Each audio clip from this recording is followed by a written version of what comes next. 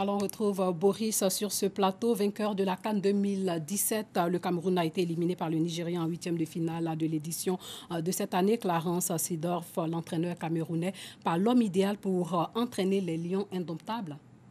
Arrivé à la tête des Lions indomptables du Cameroun en août 2018, Clarence Seedorf et son adjoint Patrick Kluivert, tous les deux des Néerlandais, ont été simplement remerciés suite à l'élimination, comme vous l'avez dit, du Cameroun au stade des huitièmes de finale dans un match face au Nigeria, match perdu sur le score de 3-2. L'annonce a été faite par la Fédération camerounaise de football à travers un communiqué. On va simplement rappeler que Seedorf, à la tête des Lions indomptables, ça a été 10 matchs pour 3 victoires, 3 défaites et 4 matchs nuls.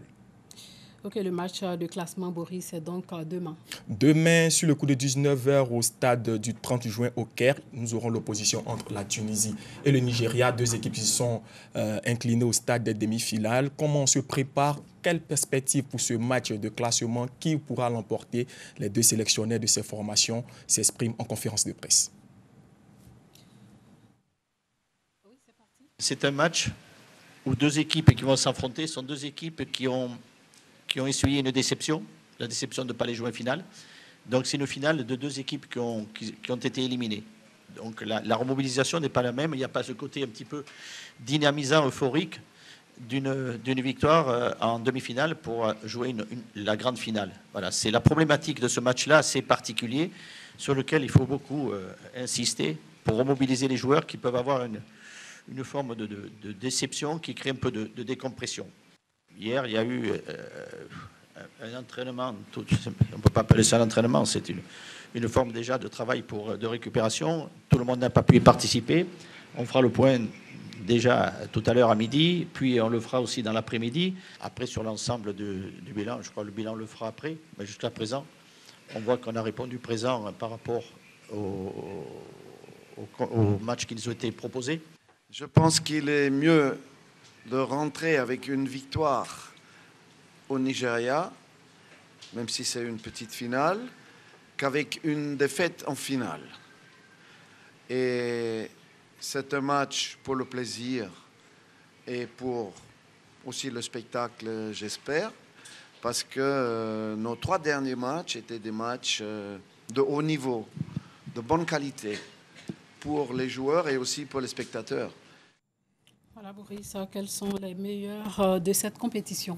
Les meilleurs de cette compétition sont les équipes qui sont en finale, mais il y a eu les belles surprises, on dira, les belles surprises de cette compétition. Le Bénin, qui pour sa 4e participation à la Coupe d'Afrique des Nations a accédé au stade des quarts de finale, et Madagascar, les Barrières, pour leur première participation, une équipe novice en Coupe d'Afrique des Nations qui arrive à battre le Nigeria en phase de poule et se qualifier, arriver au stade des quarts de finale. Tout le peuple malgache était derrière cette équipe. Le président s'est déplacé. Un avion était affrété. Plus de 500 malgaches étaient en Égypte pour supporter ces jeunes joueurs-là. Et le Bénin et Madagascar sont les 2 plus belles surprises de cette compétition. Donc, on espère que le Bénin et Madagascar iront bien plus loin la prochaine CAN. Ouais, et à côté de ces 2 équipes, il y a aussi les flops, les favoris qui étaient l'Égypte et le Maroc qui sont tombés au stade des 8e de finale. L'Égypte qui organisait cette compétition-là avec la star, le ballon d'or africain, Mohamed Salah, qui n'a pas pu exploser. Et le Maroc de Hervé Renard qui a déjà été 2 fois champion d'Afrique, une fois avec la Côte d'Ivoire, une fois avec la Zambie, qui pour la 2e fois conduisait cette équipe du Maroc à la Coupe d'Afrique des Nations, qui malheureusement est tombé au stade des 8e de finale aussi. Pour finir, vous allez nous donner un aperçu du classement des buteurs.